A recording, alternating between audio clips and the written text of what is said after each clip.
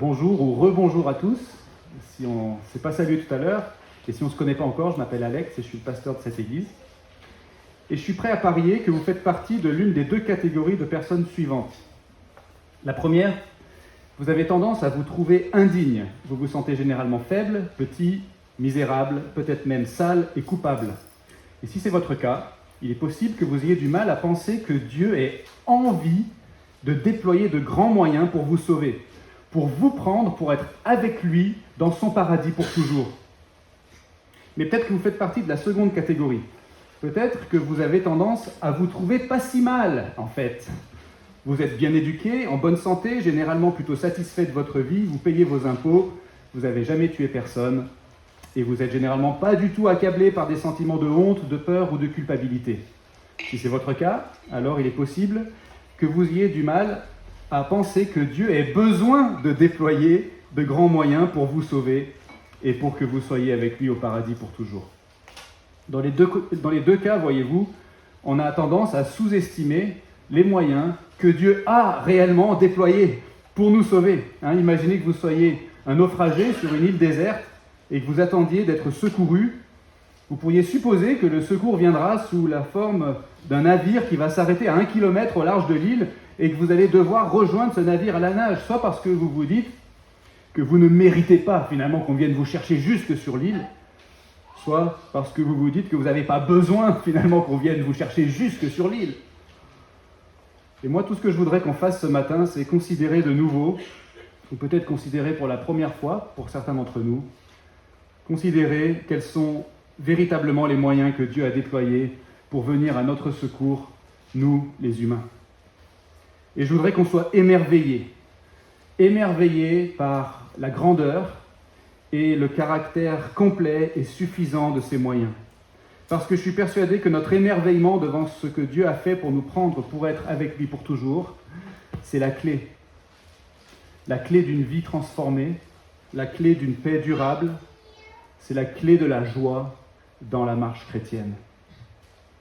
Dans le texte qu'on va lire dans un instant, on a, vous allez le voir, le peuple d'Israël, il y a bien longtemps, qui est dans l'attente d'un secours, justement. Et on a vu la dernière fois que les Israélites, ils ne méritaient pas du tout d'être délivrés. Mais on a vu aussi que Dieu était quand même touché par leur souffrance. Et à cause de sa grande compassion envers son peuple, à cause de sa grande miséricorde, Dieu va faire quelque chose pour eux. Et il va leur envoyer un homme qui, dans notre texte, s'appelle Jephthé. Et ce qu'on a vu aussi ces dernières semaines, et même ces derniers mois, depuis qu'on étudie le livre des juges, comme on l'appelle, c'est que dans ce livre des juges, on a des motifs qui se répètent. Le motif tout d'abord des Israélites qui se détournent de Dieu. Un motif qui sert à montrer au lecteur de ce récit la nature de notre besoin d'être secouru. C'est-à-dire qu'on a besoin d'être secouru de nous-mêmes. On a besoin d'être secouru du mal qu'il y a dans notre cœur et qui nous entraîne vers la destruction. Mais il y a aussi le motif du salut, justement. Le motif de Dieu qui intervient pour secourir le peuple et pour le délivrer. Et qui sert, ce motif, à montrer au lecteur le genre de secours qu'il nous faut. Et dans le livre des juges, le secours de Dieu vient généralement à travers une personne, un libérateur que Dieu va susciter et qui est aussi appelé un juge, d'où le nom du livre, le livre des juges, parce qu'on a l'histoire de plusieurs de ces libérateurs qu'on appelle des juges. Donc il faut bien comprendre que globalement, la visée du livre des juges, elle est là, elle est d'établir à la fois le motif du salut nécessaire et le motif du sauveur nécessaire. L'auteur du livre des juges rappelle aux Israélites leur histoire pour leur faire désirer la venue d'un sauveur ultime, supérieur à tous les libérateurs qui sont déjà venus dans leur histoire, et pour préparer les Israélites à reconnaître et à accueillir ce sauveur le jour où il viendra. Or, ce sauveur ultime est venu, n'est-ce pas? Son nom, Jésus. Jésus de Nazareth, qui est né un peu plus de 1000 ans, après les événements qui nous sont rapportés dans le passage qu'on va lire dans un instant. Mais si je vous dis tout ça, c'est pour que vous compreniez qu'à travers le personnage de Jephthé, Dieu veut nous parler ce matin de Jésus. Jephthé, c'est le genre de sauveur que Dieu a envoyé aux Israélites pour les délivrer Et il nous aide à comprendre le genre de sauveur que Dieu nous a envoyé par sa grande miséricorde en la personne de Jésus-Christ. Alors oui, qu'on se sente complètement indigne, ou au contraire qu'on se trouve pas si mal, on a tendance à sous-estimer les moyens que Dieu a déployés pour nous sauver. Comment Dieu pourrait-il vouloir de moi à ce point ? Ou au contraire, non, mais j'ai quand même pas besoin que Dieu en fasse autant pour moi. Eh bien, voici la leçon de ce passage que j'aimerais qu'on retienne bien ce matin.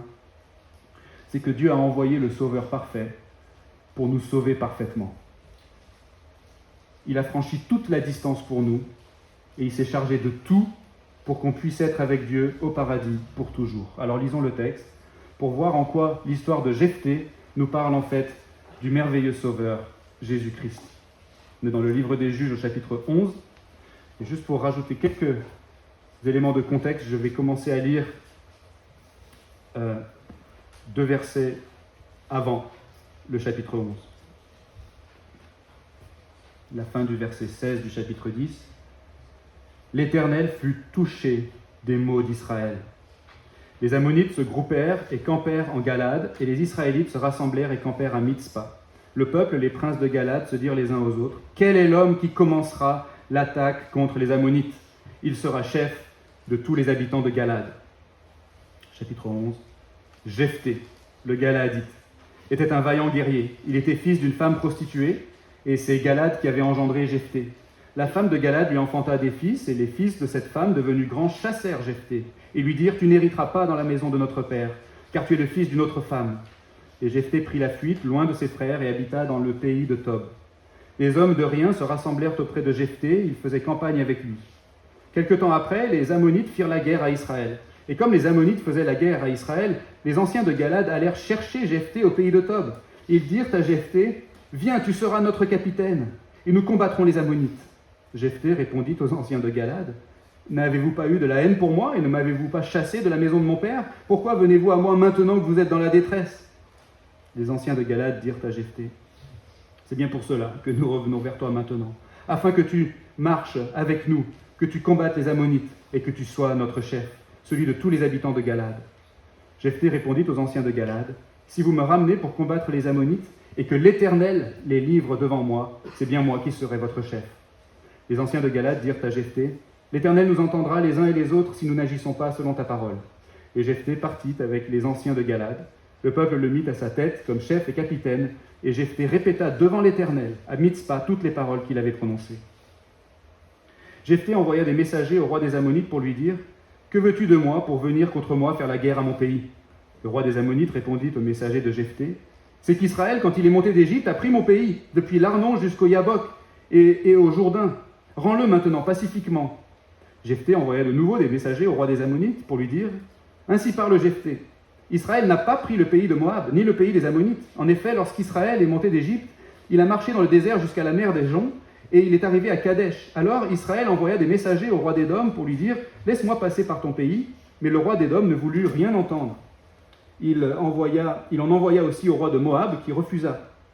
Et Israël resta à Kadesh. Puis il marcha par le désert, contourna le pays d'Édom et le pays de Moab, et vint par l'orient du pays de Moab. Ils campèrent au-delà de l'Arnon, sans entrer sur le territoire de Moab, car l'Arnon est la frontière de Moab.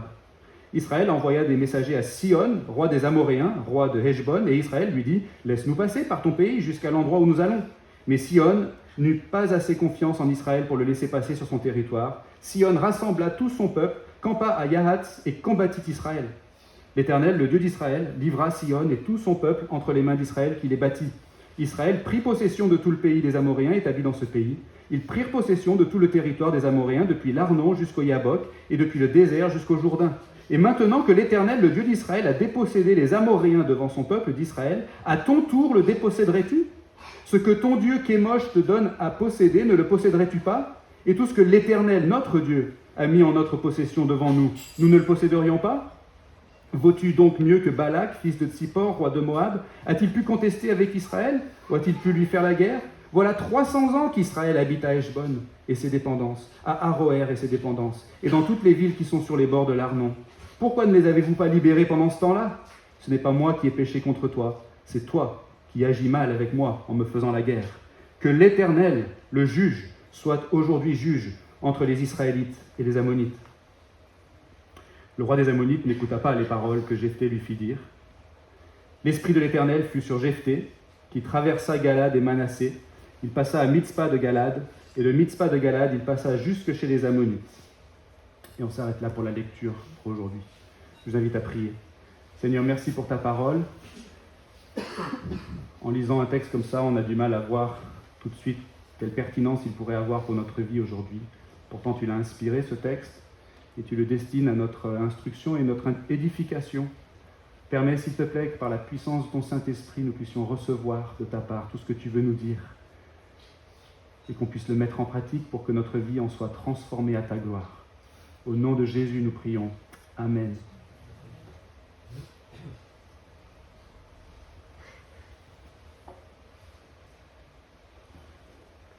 Dieu a envoyé le Sauveur parfait pour nous sauver parfaitement. Alors premièrement, le Sauveur que Dieu envoie est parfait parce qu'il s'identifie parfaitement à nous.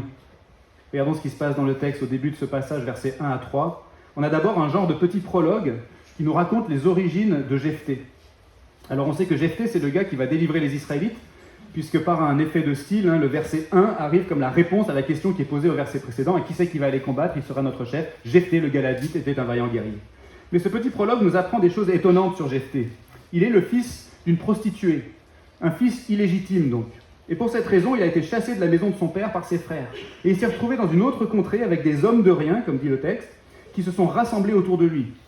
En gros, Jephthé, au début de cette histoire, c'est un paria, c'est un indésirable, c'est un exclu de la société. C'est pas quelqu'un d'attirant, voyez-vous.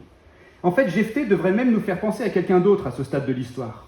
Il a quelques ressemblances, en fait, ce Jephthé, avec Abimélec. Vous vous rappelez? Abimélec, c'était le fils de Gédéon, mais c'était son fils par une concubine. Et lui non plus, il n'habitait pas dans la maison de son père, et lui aussi, il avait des hommes de rien qui s'étaient assemblés autour de lui. Et à ce stade de l'histoire, on sait qu'Abimélec, il avait été quelqu'un de vraiment horrible. Vous vous rappelez peut-être la prédication qui portait sur ce personnage. C'était un véritable anti-juge, un anti-libérateur qui avait provoqué des dégâts horribles en Israël. Donc en lisant seulement ce prologue sur Jephthé, on n'a pas un Jephthé qui a l'air très attirant. On a plutôt des préjugés contre lui.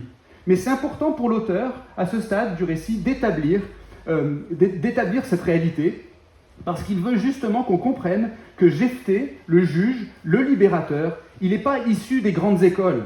Il n'est pas né avec une cuillère en argent dans la bouche, comme on dit. C'est pas un noble, c'est pas un privilégié. C'est pas quelqu'un qui a jamais mis les mains dans le cambouis. Le libérateur que Dieu a suscité vient d'en bas. On est censé être surpris. Voilà quelqu'un qui est fait de la même pâte qu'Abimélec, en quelque sorte. Mais lui, Jephthé, il va être un libérateur, un héros, un chef qui va faire du bien à Israël. Oui, c'est surprenant que Dieu suscite comme libérateur quelqu'un qui est né d'une prostituée.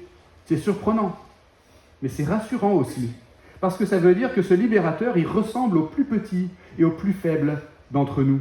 Il peut s'identifier à nous dans notre fragilité, dans les complexités de notre histoire. Voilà le genre de sauveur que Dieu a envoyé aux Israélites. Un sauveur surprenant parce qu'il nous ressemble. Surprenant, mais rassurant. Imaginez que vous soyez gravement malade et cloué dans un lit à l'hôpital. Qui est-ce que vous aimeriez recevoir en visite pour vous tenir compagnie et vous rassurer? Plutôt le gars parmi vos connaissances qui ne vous ressemble pas du tout parce qu'il est beaucoup plus riche, beaucoup plus éduqué et cultivé, toujours parfaitement coiffé et habillé, et il impressionne tout le temps par sa maîtrise parfaite de la merveilleuse langue française? Ou bien est-ce que vous préféreriez plutôt la visite de l'ami qui vous ressemble parce qu'il est de la même origine que vous? Il a eu à peu près la même éducation que vous, il a les mêmes références culturelles que vous, il s'habille comme vous, il parle comme vous, en utilisant des expressions comme « Ouah, ça fait sens », c'est deep, c'est challengeant. On se sent plus proche de celui qui nous ressemble, de celui qui peut s'identifier à nous. Et les hommes politiques, d'ailleurs, l'ont bien compris, ça, n'est-ce pas? Parce qu'ils jouent beaucoup de ça pour gagner des électeurs. Ils veulent nous faire croire qu'ils peuvent s'identifier à nous. Eh bien, Dieu a envoyé aux Israélites un libérateur qui ne leur a pas été parachuté depuis le palais de la capitale, mais plutôt qui ressemble au plus humble d'entre eux. C'est surprenant, mais c'est le signe de la grande condescendance de Dieu au sens noble du terme, c'est-à-dire que Dieu se met à notre niveau. Dans sa grande miséricorde, il nous envoie un libérateur pour venir nous chercher là où on est, un sauveur qui s'identifie parfaitement à nous. Et ce texte prépare les Israélites à reconnaître et à accueillir le Sauveur ultime quand il viendra. Et il est venu, je l'ai dit, il s'agit de Jésus de Nazareth, qui nous a pas été parachuté du ciel, mais qui est sorti de l'utérus de Marie, sa mère. Il est issu d'une lignée familiale où il y avait des enfants illégitimes, de la prostitution, de l'inceste, du viol, de l'adultère. Jésus, le Sauveur ultime, le fils adoptif d'un charpentier, déposé dans une mangeoire à la naissance, exilé en Égypte, revenu en Galilée pour y grandir et apprendre à marcher, apprendre à parler, apprendre à compter, à lire, à écrire. Le Sauveur ultime peut parfaitement s'identifier à nous. Notre merveilleux Sauveur est fait de la même pâte que nous, à l'exception du péché, c'est-à-dire à l'exception du mal qu'il y a dans notre cœur, mais qu'il n'y a jamais eu dans le cœur de Jésus. Jésus, notre merveilleux Sauveur, pouvait tomber malade. Il a connu la douleur physique, il a connu la tristesse et l'angoisse. Il a pleuré, il avait faim et soif, il avait chaud, il avait froid. Il se fatiguait, il s'essoufflait, il se mouchait, il se grattait. Il se coupait les ongles. Tel est notre merveilleux Sauveur. Il nous ressemble. Il ressemble aux plus petits et aux plus fragiles d'entre nous. Et c'est surprenant. Mais on pouvait s'y attendre si on était attentif aux Écritures. Le prophète Ésaïe a aussi parlé d'avance de Jésus, le Sauveur ultime, en disant « Il n'avait ni apparence ni éclat pour que nous le regardions, et son aspect n'avait rien pour nous attirer. » En Jésus, on peut avoir un sauveur et un ami qui nous ressemblent. Il n'est pas attirant, mais il est attrayant.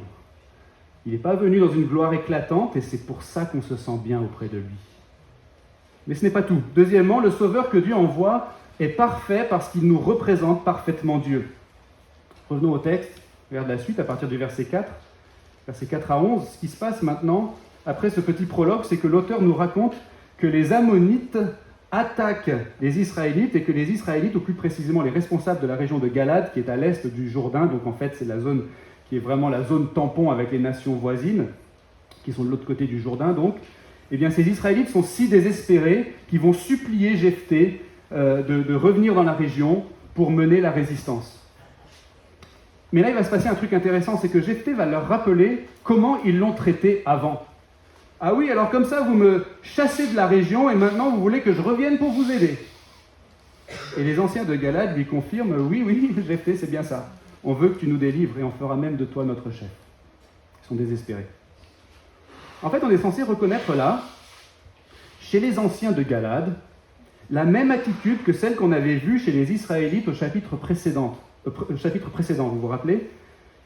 Ils s'en fichaient de Dieu jusqu'au jour où ils étaient désespérés. Et là, ils supplient Dieu de les délivrer. Et vous vous rappelez, on avait vu ce que Dieu leur avait dit. Alors comme ça, vous vous fichez de moi, vous rendez un culte à d'autres dieux, et maintenant que ça va mal, vous voulez que je vous aide. Et on est censé remarquer le parallèle ici dans le texte, entre les deux situations. Et ce que ce parallèle nous montre, par un effet de style, c'est que Jephthé est dans la même position que Dieu. Il a été rejeté, mais maintenant que ça va mal, on veut de lui. Jephthé, ici, il est le représentant de Dieu, dans la crise que traversent les Israélites. Et on le savait déjà en quelque sorte parce que l'auteur nous avait déjà suggéré assez fortement que Jephthé était en effet l'envoyé de Dieu, celui qui allait combattre les Ammonites. Mais il y a un peu plus dans ces quelques versets puisque Jephthé va explicitement invoquer l'Éternel, non seulement pour dire que s'il gagne la victoire, en fait ce sera celle de l'Éternel qui aura livré les Ammonites entre ses mains, au verset 9, mais aussi pour aller entériner solennellement devant l'Éternel les termes de l'accord qui est conclu entre lui et les anciens de Galade, comme on le voit au verset 11. Selon les termes de cet accord, si l'Éternel accorde la victoire à Jephthé, alors Jephthé deviendra le chef de toute la région de Galade.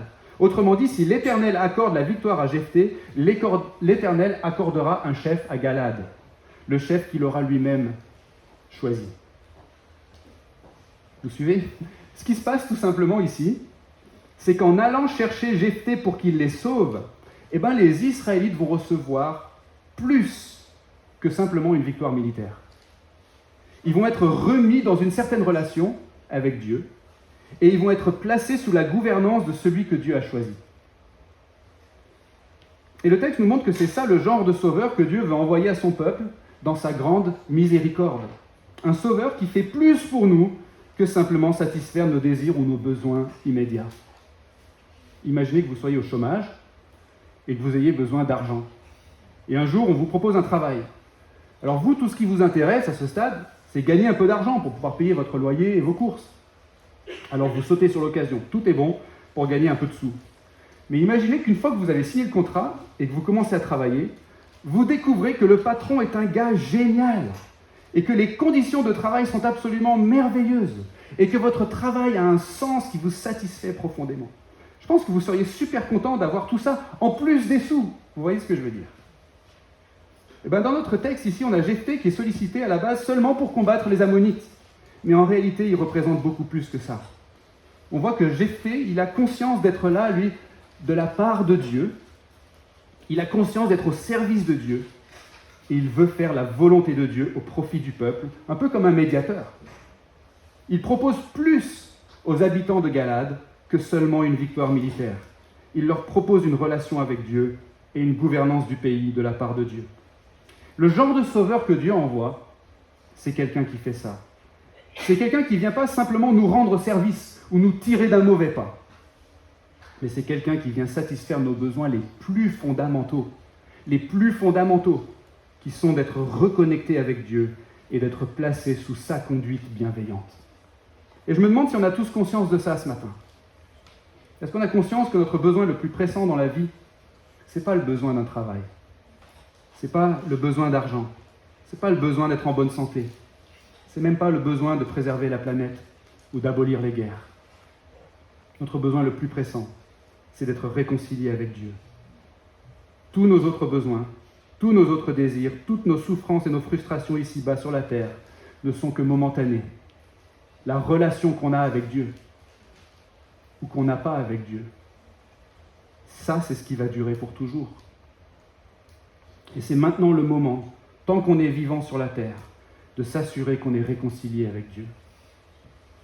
Si vous n'êtes pas un croyant ce matin, je vous exhorte à vous intéresser à Jésus, à aller à la rencontre de Jésus dans les textes de la Bible et à voir de quelle manière Jésus est le médiateur qui nous représente parfaitement Dieu.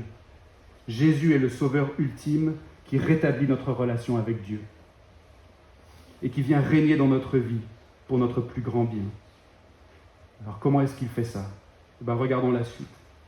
Troisièmement, le sauveur que Dieu envoie est parfait parce qu'il respecte parfaitement l'alliance. Qu'est-ce que ça veut dire l'alliance? Ça veut dire simplement les conditions de la relation que Dieu a voulu établir avec son peuple. Autrement dit, le sauveur parfait, le sauveur idéal, c'est quelqu'un qui connaît parfaitement ces conditions et qui les respecte là où nous, on n'y arrive pas. Regardez ce qui se passe dans le texte, versets 12 à 27. Alors Jephthé, voyez-vous, il a été mis à la tête de la résistance israélite, mais la première chose qu'il va faire, c'est pas aller au combat contre les Ammonites. C'est surprenant. À la place, il va engager des pourparlers. Et ce qui est frappant dans ces pourparlers, c'est que Jephthé va opposer aux revendications territoriales des Ammonites la véritable histoire de cette région. Les Ammonites, ils disent « Bon, écoutez, si on vous fait la guerre, c'est juste parce qu'on veut récupérer ce territoire qui était à nous autrefois et que vous nous avez piqué quand vous êtes arrivés d'Égypte. Rendez-nous le territoire et nous, on vous laissera tranquille. » Mais Jephthé répond « Ah mais non, vous n'y êtes pas du tout là en fait. Ce qui s'est passé à cette époque-là, c'est qu'on a voulu arriver jusqu'à la terre promise sans embêter personne, surtout les Ammonites d'ailleurs. Et c'est le roi de l'époque, qui n'était même pas un Ammonite, mais qui était un Amoréen, et qui n'a pas voulu nous laisser passer et qui nous a attaqués à la place. Il s'est fait battre à plate couture parce que l'Éternel était avec nous, et du coup, depuis ce jour-là, ce territoire est à nous. On ne le voulait pas à la base, ce territoire, mais c'est eux qui nous ont attaqués. Et du coup, l'Éternel nous a donné ce territoire. Et donc, si l'Éternel nous l'a donné, on ne va pas vous le donner maintenant. Alors, ce qui doit nous frapper, c'est d'une part le fait que Jephthé connaît si bien l'histoire d'Israël. Et d'autre part, la manière dont il est parfaitement loyal à l'Éternel et subordonné aux œuvres de l'Éternel. Si bien qu'à la fin de son discours, vous avez vu comment il conclut au verset 27, il dit solennellement que l'Éternel, le juge, soit aujourd'hui juge entre les Israélites et les Ammonites. Vous voyez ce qui se passe? Jephthé défend Israël au tribunal de l'Éternel, le juge, face aux accusateurs d'Israël, les Ammonites. Dans mon deuxième point, on avait Jephthé qui représentait Dieu devant les Israélites. Maintenant, on a Jephthé qui représente les Israélites devant Dieu. Et il est un représentant parfait, un défenseur parfait parce qu'il est en position de plaider les termes de l'alliance en faveur des Israélites. C'est quand même marrant qu'aucun Israélite n'avait pensé à se référer à leur histoire sacrée, pour se défendre contre l'agression des Ammonites. Il a fallu que Jephthé arrive pour le faire. C'est tout simplement parce qu'il ne restait pas grand monde qui s'intéressait encore à la relation d'Israël avec l'Éternel. Heureusement que l'Éternel envoie Jephthé. Encore une fois, à travers l'histoire de Jephthé, Dieu nous parle ce matin de Jésus. Il nous parle du genre de sauveur qu'il envoie et du merveilleux sauveur qu'il a envoyé en la personne de Jésus. Un sauveur ici qui est un spécialiste de la relation entre Dieu et son peuple. Un sauveur qui réussit là où nous on échoue. Un sauveur qui s'interpose devant nous avec sa connaissance, sa sagesse, sa loyauté, sa fidélité, ses mérites pour nous défendre contre les accusations de l'ennemi. Vous savez, si moi je me retrouve dans un conflit contre quelqu'un de très méchant, qui soit aussi très rusé, très éloquent, très intimidant, eh bien, j'aimerais bien avoir quelqu'un avec moi qui puisse s'interposer pour lui tenir tête. Quelqu'un qui connaît parfaitement la situation et qui ne va pas se laisser berner. Quelqu'un de plus intelligent que moi et de plus intelligent que mon adversaire. Quelqu'un d'intègre et d'irréprochable, mais qui va prendre parti pour moi. C'est ce que j'aimerais. Pas vous ? Eh bien, Jésus est ce défenseur pour les croyants. Mais il ne nous défend pas contre notre voisin ou contre notre collègue ou notre camarade de classe avec qui on s'est disputé, ni même contre les Ammonites. En tout cas, pas seulement. Jésus est plus grand que Jephthé. Il est le défenseur ultime et il nous défend contre notre ennemi ultime, celui qui cherche perpétuellement à nous accuser devant Dieu, c'est-à-dire le diable. Et il le fait parfaitement parce que Jésus a parfaitement respecté l'alliance. Il a rempli toutes les conditions de la relation entre Dieu et son peuple. Toutes les conditions pour que la relation soit possible entre le Créateur et les créatures. Toutes les conditions que nous, on était incapables de remplir. Jésus les a remplies pour nous, si notre foi est en lui. Jésus a payé pour nos fautes selon les conditions de l'alliance. Il a été maudit à notre place sur la croix où il est mort. Mais Jésus a aussi obéi positivement à toutes les exigences de justice de l'alliance, c'est-à-dire qu'il a fait le bien parfaitement toute sa vie, de sorte que cette justice-là, la justice de Jésus, nous est imputée à nous au moment où nos péchés lui sont imputés à lui. Et le résultat, si notre foi est en Jésus, c'est qu'on peut se présenter devant le tribunal de l'Éternel, le juge suprême. Et Jésus, notre avocat, se tient là, avec nous et pour déclarer solennellement que l'Éternel soit juge entre Alex et son accusateur, le diable. Et ensuite, il va dire au diable, « T'as rien contre lui, tu ne peux pas l'accuser, parce qu'il est libre de toute dette. J'ai tout payé pour lui. » Et ensuite, Jésus, il va dire à Dieu le Père, « Voici Alex, ton enfant bien-aimé. Il n'a rien à se reprocher. Il est juste, il est saint, il est pur parce qu'il est avec moi et il est en moi, ton fils bien-aimé, pour toujours. » Moi, je veux quelqu'un comme ça. Pas vous ? Comme Jephthé, mais en mieux. Un sauveur qui respecte parfaitement l'alliance pour nous. Et on a ce sauveur en Jésus-Christ. Mais il reste encore un point. Quatrièmement et dernièrement, le sauveur que Dieu envoie est parfait parce qu'il est parfaitement équipé pour sa mission. Il reste 2 versets dans notre passage, versets 28 et 29, et ces 2 versets nous disent tout simplement que les Ammonites rejettent les négociations de Jephthé, et donc que la guerre est inéluctable. Le texte dit que Jephthé se met à parcourir les territoires de Galad et de Manassé. Ce sont en fait les territoires qui sont, encore une fois, à l'est du Jourdain, le fleuve, le Jourdain. Et il est vraisemblablement en train de lever une armée, et ensuite il va au front, le texte nous dit qu'il va chez les Ammonites, sous-entendu pour les combattre. Et notre lecture s'est arrêtée là, ce matin, parce qu'il va se passer ensuite quelque chose qui va complètement bouleverser l'image qu'on a jusqu'ici de Jephthé. Et on verra ça la prochaine fois, Dieu voulant. Je vous interdis de lire la suite, parce que là, il faut que je garde votre attention jusqu'à la fin de cette prédication. Vous pourrez lire la suite dans la semaine. Et pour l'instant, Jephthé est présenté comme le genre de héros qu'il nous faut. Comme je l'ai dit, le texte prépare les Israélites à reconnaître et à accueillir le Sauveur ultime lorsqu'il viendra. Et donc, il y a une petite expression au verset 29 qui doit retenir notre attention avant de conclure. « L'Esprit de l'Éternel fut sur Jephthé ». C'est une petite phrase, mais qui en dit beaucoup. Jephthé a été désigné par Dieu, et consacré par Dieu, et équipé par Dieu, et envoyé par Dieu pour accomplir sa mission de délivrance. Et si c'est vrai que Jephthé a été désigné, consacré, équipé et envoyé par Dieu, et si c'est vrai qu'il a aussi reçu l'onction du Saint-Esprit de cette manière, l'Esprit de l'Éternel, alors c'est même pas la peine en fait de lire la suite de l'histoire, il n'y a pas de suspense, évidemment qu'il va gagner puisque Dieu est avec lui et pour lui, et que Dieu est par définition irrésistible. Le texte nous montre tout simplement que lorsque Dieu envoie un sauveur, il lui donne les moyens d'accomplir ce pourquoi il l'a envoyé. Vous savez, chez moi, je reçois régulièrement des techniciens qui viennent faire des entretiens ou des réparations. Par exemple, pour ma chaudière à gaz, j'ai quelqu'un qui vient une fois par an pour la contrôler, pour faire le nécessaire pour qu'elle marche bien. Vous savez quoi? Moi, j'y connais rien. Alors, je suis très reconnaissant qu'il y ait quelqu'un qui s'y connaisse et qui soit désigné, consacré, équipé et envoyé pour faire ce travail. Personnellement, j'oserais pas ouvrir la chaudière et commencer à bidouiller avec les fils, avec les tuyaux, avec les vannes un peu au pif, quoi. Je me repose complètement sur le technicien, parce qu'il est parfaitement équipé pour sa mission.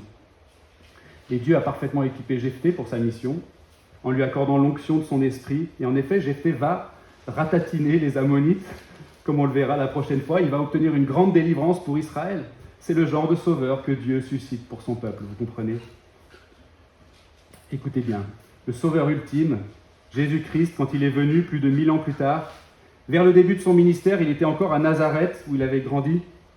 Il est entré dans la synagogue ce jour de sabbat, et il a ouvert un rouleau devant tout le monde. Les rouleaux, c'était simplement les livres de l'époque qui étaient écrits, et en l'occurrence, c'était un extrait de la Bible, écrit sur une grande feuille enroulée. Et puis il a lu ceci devant tout le monde, il a dit « L'Esprit du Seigneur est sur moi, parce qu'il m'a oint pour guérir ceux qui ont le cœur brisé, pour annoncer la bonne nouvelle aux pauvres.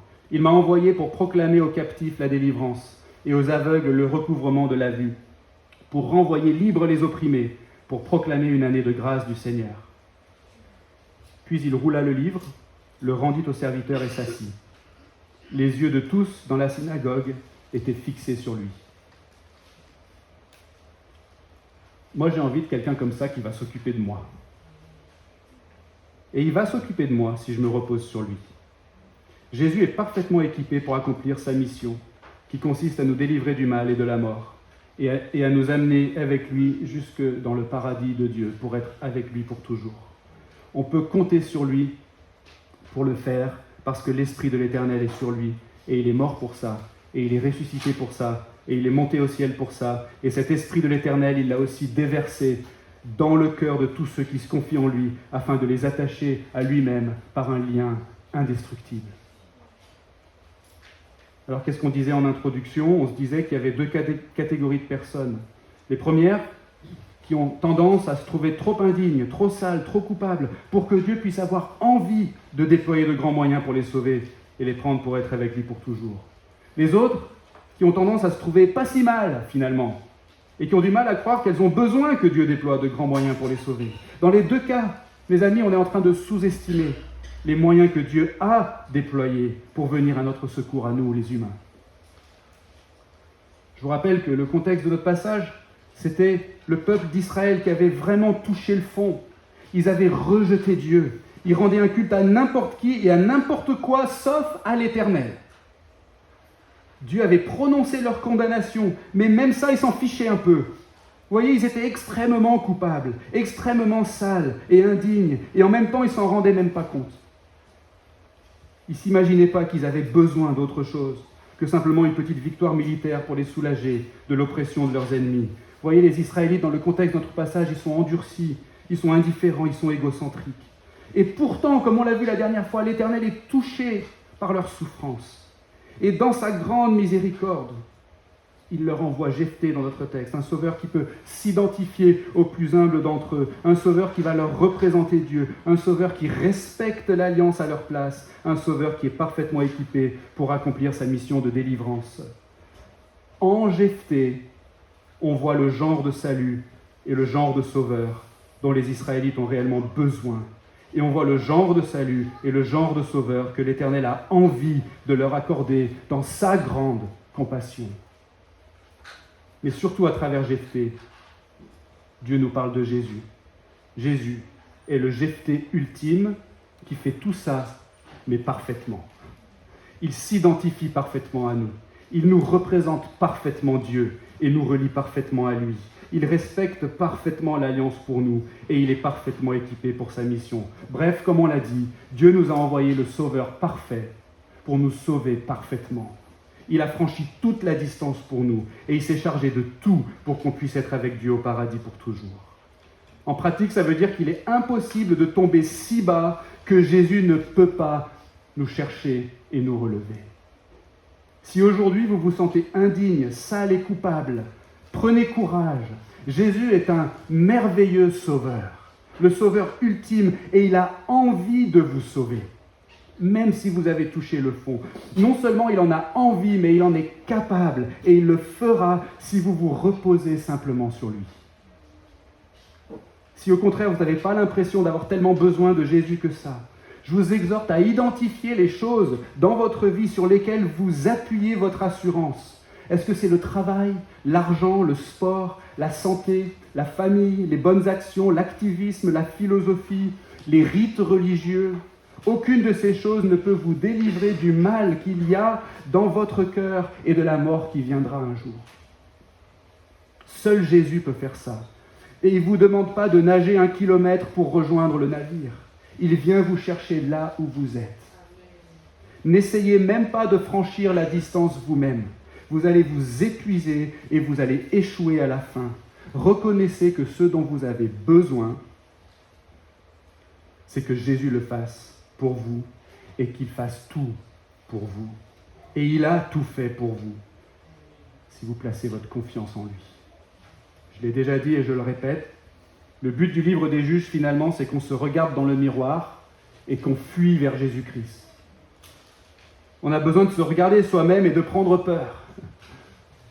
On a besoin d'examiner notre cœur et de désespérer de nous-mêmes, comme disait Luther, le réformateur. Mais en désespérant de nous-mêmes, on a besoin de se tourner ensuite vers notre merveilleux Sauveur et de laisser nous accueillir dans ses bras.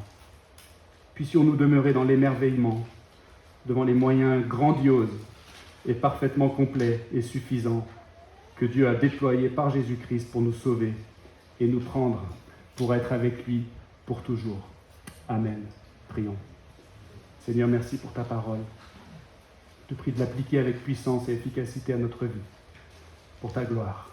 Amen.